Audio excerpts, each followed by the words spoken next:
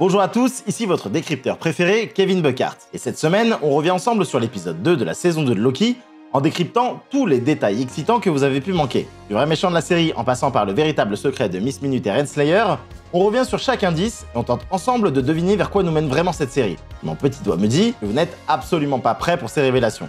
Mais avant ça, je voulais encore vous dire un grand merci à tous ceux qui me suivent et qui font grandir cette belle communauté. On est bientôt 25 000 sur la page. C'est absolument incroyable en si peu de temps. Merci pour votre confiance, que ce soit sur YouTube, Instagram et TikTok. Et pour ceux qui ne sont pas encore abonnés, je vous vois au fond de la classe les petits coquins. 80% d'entre vous qui regardent les vidéos ne sont pas abonnés à la chaîne. Alors on clique sur le petit bouton s'abonner, on n'hésite pas à mettre un petit like pour le référencement. Et si jamais vous ne voulez rien rater, on n'hésite pas à sonner la clochette de l'amour. Allez, on perd pas plus de temps, on fait attention car nous allons franchir la spoiler zone. Alors si tu n'as pas vu l'épisode, tu es prévenu mon ami. The Bargy. On commence ce nouvel épisode en 1977 dans le Londres de la timeline sacrée. C'est un détail important puisque Sylvie, elle, s'est réfugiée dans la ville de Brixton dans une nouvelle branche. Le démarrage est un peu brusque puisque la série va volontairement vite. Nous passons les dialogues où Mobius et Loki comprennent qu'il faut suivre la piste X5. Un choix que j'apprécie particulièrement puisque je pense que nous sommes toujours dans la mise en place et que les deux premiers épisodes ne nous ont encore rien dévoilé du réel sujet de la série. Pour nous mettre en appétit, je vous propose ce petit easter egg. Dans la ruelle du début, nous pouvons voir un poster de film bollywoodien. Il s'agit d'un film de Kingo. Vous savez, l'éternel star de cinéma. On peut retrouver d'ailleurs son poster dans son jet privé. Mais il y a quelque chose que j'avais totalement manqué dans le premier épisode. X5 est bien Brad Wolf. Nous l'avions vu dans plusieurs trailers. Dans l'épisode 1, X5 a tout simplement vrillé en apprenant que rien n'était vrai. Et il a décidé de déserter après avoir retrouvé Sylvie, se disant que de toute façon, elle serait éliminée par le général Dox et ses sbires. Et si Brad Wolf était le véritable méchant de Loki? X5 est donc revenu dans la timeline sacrée pour vivre sa vie. Alors que pour Loki, quelques heures se sont écoulées à peine, X5 lui a sûrement déserté depuis des années. Il est devenu un acteur à succès, évoque même notre Brigitte Bardot nationale. Malgré tout, une question me perturbe. Comment un variant peut-il avoir une nouvelle vie dans la timeline sacrée sans vivre dans une nouvelle branche? Il semblerait que dans ce cas, X5 est le variant de Brad Wolf. Comme on le voit dans la saison 1, Sylvie est capable de redonner la mémoire aux variants, leur faisant se souvenir de leur ancienne vie. Il y a de grandes chances qu'elle ait convaincu X5 de retourner à sa vie. Seulement Brad Wolf était déjà là. Nous voyons que X5 a gardé son matériel de la TVA. Il a donc probablement brouillé Brad Wolf pour lui piquer sa vie et la vivre à sa place. Ce qui du coup ne pose pas de soucis dans la timeline sacrée. Du matériel qu'il utilisera pour échapper à Loki. Si on regarde bien, il utilise le dispositif employé sur les prisonniers pour revenir en arrière. Mais au lieu de l'avoir autour du cou, il l'utilise en bracelet. Plutôt malin. Mais revenons-en à sa carrière. Brad Wolf nous présente son dernier film, Zaniac. Un film qui défend comme du grand cinéma. Un joli clin d'œil à Martin Scorsese et autres critiques YouTube qui ne considèrent pas les films Marvel comme du cinéma. Ok. Bref, Zaniac est une référence aux comics qui pourrait avoir son importance. Dans les comics, Zaniac est aussi un personnage de film. Mais un jour, l'acteur portant le costume est soumis à des radiations qui le feront être possédé par une entité démoniaque. Zaniac, passant du film à un véritable méchant de Thor. Selon moi, la série nous cache beaucoup de choses. Nous finirons d'ailleurs cette vidéo par le véritable sujet de cette série qui va finir en folie. Mais j'ai ce drôle de sentiment que Zaniac n'est pas juste un easter egg. Loki va jouer dangereusement avec le temps. Et je pense que X5 va vraiment devenir Zaniac. Il serait alors l'un des méchants de la série. Je trouve l'évolution de Loki extrêmement intéressante dans cet épisode. On le sent prendre un réel plaisir à jouer au méchant. Comme par exemple lorsqu'il arrête Brad Wolf avec ses jeux d'ombre. Ou encore en jouant au good cop, bad cop dans la scène d'interrogatoire. Mais Loki a réellement changé. Il n'est pas du tout le même que celui qu'on connaît dans le MCU. Dans cette même scène, Brad Wolf tente tout pour déstabiliser Loki, le traitant de vilain. Et il n'a pas tort. Ce Loki n'a pas eu l'arc de rédemption que nous avons connu avec Thor. Et ses derniers faits d'armes dans le MCU sont ceux-ci. He killed 80 people in 2 days. He's adopted. Toute sa vie, Loki a lutté pour se faire accepter par sa famille. C'est d'ailleurs ce qu'il raconte lorsqu'il évoque avec beaucoup de recul l'attaque de New York. Il ne le faisait pas pour la gloire, comme il le répétait sans cesse, mais pour une histoire de père-fils. Loki a toujours souffert de daddy issues.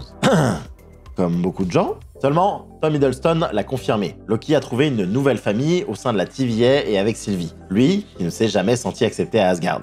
Brad continue en lui disant qu'il n'est qu'un loser, un sujet que Sylvie avait évoqué dans la saison 1. Do you think that what makes a Loki is the fact that we're destined to lose? Mais en quittant le chemin de la gloire et de la rancœur, Loki a changé totalement sa destinée. Il est beaucoup plus apaisé et trouve un véritable sens à sa vie. On le voit avec son look, où il a abandonné la veste de variant pour un vrai manteau d'analyste. C'est d'ailleurs tout le sens de la conversation avec Mobius. Lui craint que la vie qu'il a quittée puisse sembler meilleure et le hanter. Quand Loki, lui, connaît son destin en tant que vilain et apprécie donc sa nouvelle vie. Pour dire, il refuse même de boire un verre, quand Mobius, lui, est un bon vivant qui bouffe et boit tout ce qu'il trouve. Mais revenons-en à notre scène d'interrogatoire. La salle ne ressemble pas vraiment aux salles d'interrogatoire dont nous avions eu l'habitude dans la TVA. Les murs orange agressifs et la grille au sol auraient dû nous mettre sur la piste. Il s'agit en réalité d'une scène d'interrogatoire très musclée, qui doit très souvent tourner au massacre. On voit dans cette saison que les membres de la TVA, dont B15, semblent bien plus touchés par la condition humaine. Surtout depuis qu'ils savent qu'eux-mêmes sont des variants. Puisque dans la saison 1, ils étaient conditionnés à être des êtres créés par la TVA, une police impartiale qui détruisent des milliards de vies, tout ça parce qu'un variant n'a pas respecté ce qui était prévu pour lui, et conduisait à commettre des atrocités. Un comportement acceptable puisqu'un variant est dédié à être brouillé de toute façon. Seulement, aujourd'hui, le retour à la réalité doit être difficile pour B15, qui réalise ce qu'elle a fait. Ce qui nous fait comprendre le paradoxe entre Loki et Sylvie. Loki, qui estime que la TVA est nécessaire pour préserver le multivers d'une guerre, quand Sylvie, elle, ne peut supporter les injustices qu'elle entraîne, qu'importe le prix.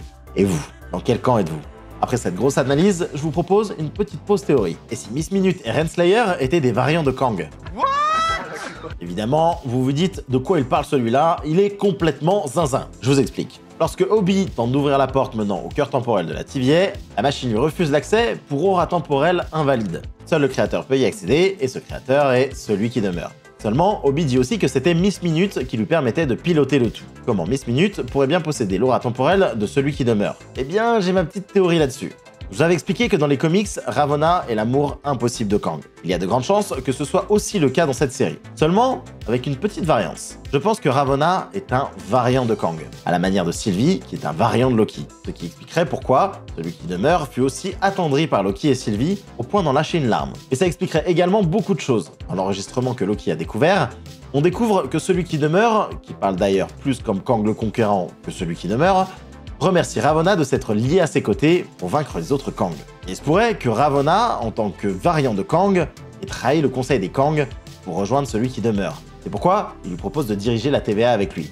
Seulement, Kang connaît les Kang, et il ne peut en rester qu'un. C'est pourquoi il effacera la mémoire de Ravonna, la réduisant à un simple juge, rendant par la même occasion leur amour impossible. Seulement, il fallait quelqu'un pour continuer à diriger la TVA. Et il se peut que Miss Minute soit une partie de l'âme et de la mémoire de Ravonna. Une partie qui aurait gardé l'aura temporelle commune à tous les Kang.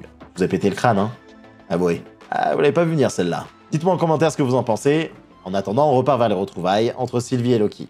Sylvie semble là depuis plusieurs semaines, et nous restons dans la même année.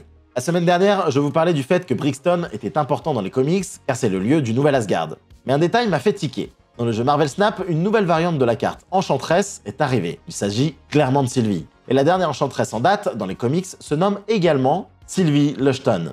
Et elle vient de Brixton, Oklahoma. Eh oui, j'ai raté ça. I'm sorry. Sylvie apprécie sa petite vie et n'est pas très contente de revoir Loki et ses problèmes. Surtout quand celui-ci lui dit qu'il pense que la TVA est une bonne chose. Elle dit même à Loki qu'elle sera prête à tuer tous les variants de Kang qui croiseront sa route. Une phrase pas anodine, puisque dans les trailers, nous la voyons se diriger vers Victor Timely avec l'envie d'en découdre. Et surtout, il y a de grandes chances que Sylvie rejoigne les rangs de Kang Dynasty en tant qu'enchantresse. Elle reste à ce jour la seule à avoir tué un Kang. Nous finissons cet épisode un peu rapidement par une petite bagarrounette gentille entre les forces de Dox et No Loki. La seule chose vraiment intéressante dans cette scène est qu'elle met en miroir la fin de l'épisode 2 de la saison 1. Nous voyons que Dox s'est inspiré de la stratégie de Sylvie pour atteindre un maximum d'univers au même moment. Seulement, Sylvie le faisait pour créer le chaos avec de nouvelles branches, alors que Dox, elle, cherche à les détruire. De la même manière, Loki passe par le dernier portail en jetant un œil à Sylvie, en espérant qu'elle le suive. Exactement comme la fin de l'épisode 2 de la saison 1. Encore une fois, la série va nous montrer de nombreuses fois des boucles, des répétitions et des échos. Et je vous en parle dans quelques instants. Mais un petit détail risque de relancer encore de grands débats. Lorsque toutes les branches sont coupées, nous voyons tous les membres de la TVA faire les choquer. Alors que clairement, ils ont détruit des univers entiers des milliers de fois par le passé. Oui, la TVA est bien plus meurtrière que Thanos. Je suis choqué. Et sur le moniteur, un détail intéressant apparaît. Nous pouvons voir que la plupart des branches brouillées sont issues de l'univers 616. Autrement dit, l'univers des comics est supposément du MCU. Ça fait des années que la bataille fait rage entre l'univers 616 et l'univers 199999.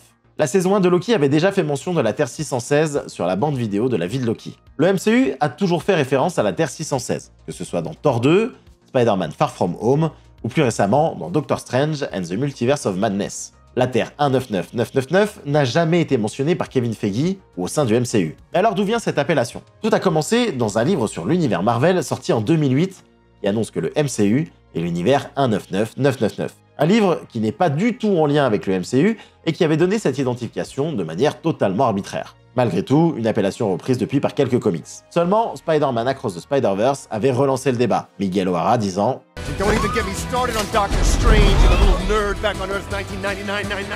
en parlant de Strange et Parker. Seulement, le film d'animation est lui aussi produit par un organisme extérieur du MCU, et chacune des références du film au MCU sont des films de Sony. Donc, on peut dire qu'avec ce détail, Marvel nous confirme que le MCU est bien la Terre 616, et que l'univers des comics ne fait pas partie de son multivers. Ils sont bien deux entités totalement différentes.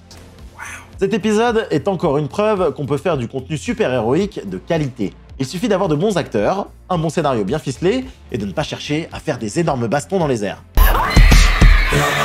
Pas compliqué. Je vous le disais, pour moi la série ne nous a pas vraiment dévoilé sa raison d'être. Et si la saison 2 de Loki était en fait l'origin story de Kang? Quand la saison 1 nous introduisait la notion de multivers, la saison 2 est pour moi le point de départ de la conquête de Kang. Le voyageur du temps ne peut pas avoir une histoire linéaire. Nous avons déjà vu sa fin avec celui qui demeure, l'une de ses plus lourdes défaites dans Quantumania, et je pense que Loki nous amène à découvrir ses tout débuts avec Victor Timely. Le tout pour former une boucle temporelle parfaite. Dans les comics, Kang est un lointain descendant de Reed Richards, alias Mr. Fantastic. Il vit dans le 31e siècle. Son génie et les technologies de l'époque lui permet d'inventer le voyage dans le temps.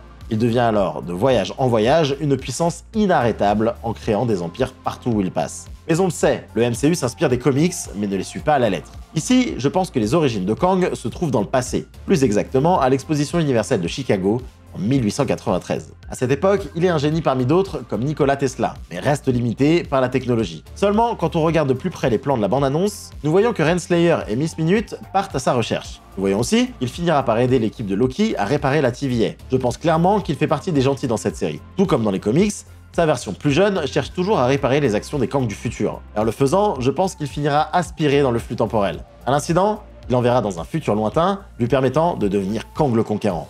Pour moi, la série nous démontre que malgré qu'il pense avoir brisé la boucle, Kang avait tout prévu pour que Loki et Sylvie finissent par le remettre dans le droit chemin afin de redémarrer son cycle de conquête. Et celui qui demeure avait tout prévu, tout simplement, parce qu'il l'avait vécu. Ce qui en fait un personnage terrifiant. Et vous le savez, je l'assume totalement, enregistrez cette vidéo et on en reparle dans 5 semaines. Vous pourrez dire que vous l'avez vu ici en premier. La série nous mènerait donc à la création de Kang. Et pourquoi pas, quelques secondes plus tard, son apparition dans la TVA, qui nous mènerait directement à Deadpool. Je crois qu'ensemble, on a revu tout ce qu'il y avait à dire sur cet épisode. Dites-moi ce que vous en avez pensé en commentaire, que ce soit pour me dire que je suis un génie ou un énorme taré. Je prends les deux comme un compliment. En attendant, on n'oublie pas de s'abonner pour ne rien rater, et surtout, n'oubliez pas d'être curieux, il paraît que ça rend heureux. Bise la mif. Remember that time? I was so angry with my father and my brother. I went down to Earth and I held the whole of New York City hostage with an alien army. Tried to use the Mind Stone on Tony Stark. It didn't work, so I threw him off the building.